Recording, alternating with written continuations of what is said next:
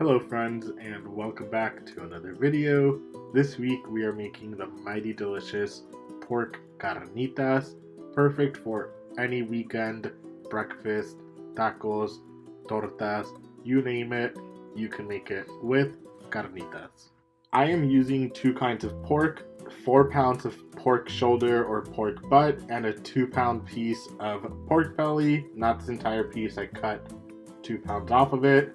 Cut your pork butt into smaller, more manageable chunks. If you leave it whole, you're pretty much going to be cooking carnitas for 5, 6, 7, 8 hours, and we don't have that much time. No one ever does. Once you have your pork in smaller, more manageable pieces, cut off some of that excess porky, fatty skin. We're still going to cook it, but cook it separately. It'll be easier once you're trying to shred up your pork carnitas at the end. We're going to do the same thing with the big piece of pork belly. I just love pork belly, so I wanted to try it, but you can use all pork shoulder, pork butt, whatever you can get, use it. We're aiming for about 6 pounds of pork altogether.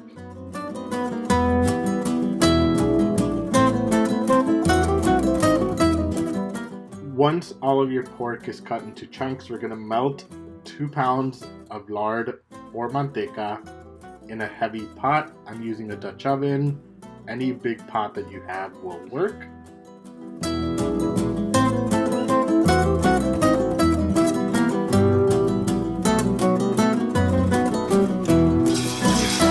Once the manteca is fully melted, we're going to fry up the pieces of pork in batches just so that they won't steam. We want them to get slightly brown.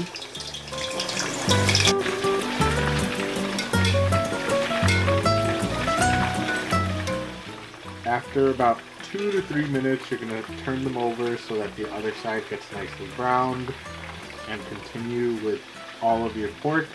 You have to do this in batches. It will not fit in one batch.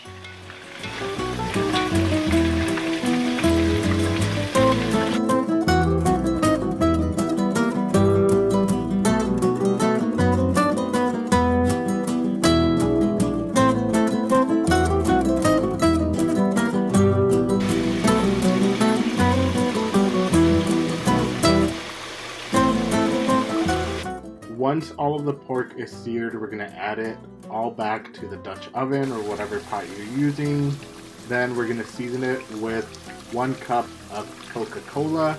This is going to help it get that nice brown classic carnitas color, along with the juice of 1 orange.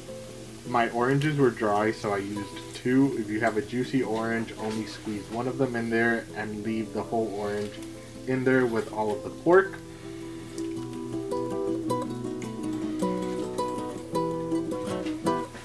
To flavor the carnitas even more, we're using a whole head of garlic, a couple bay leaves, a teaspoon each of cloves and black pepper, as well as half of a white onion.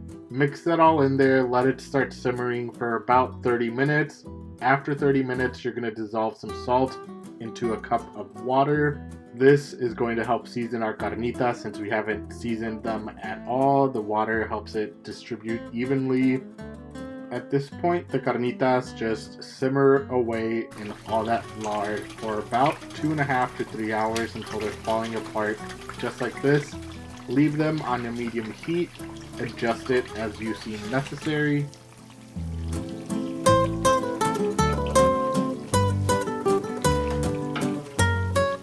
Just look at how gorgeous these carnitas look. These are like a treat. It's not an everyday thing. You're going to separate the carnitas from all of that lard. At this point, it's done its job. We don't need it anymore.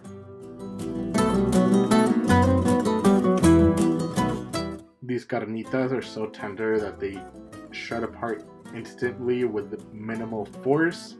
Shred them up as big or as small as you want. Once your carnitas are shredded comes the best part, eating them. Serve them however you'd like. I'm doing the classic with some tacos and some corn tortillas. Pile your tortilla high with a whole bunch of carnitas, as many as you want, and then comes possibly the best part. Sure, the carnitas are delicious, but you need the toppings, some salsas, guacamole, season the guacamole with some salt, cilantro, cebolla, good healthy squeeze of lime juice. If you need any salsa recipes, I have a whole bunch of them on TikTok, but once your taco is ready, you dig in, have as many as you want.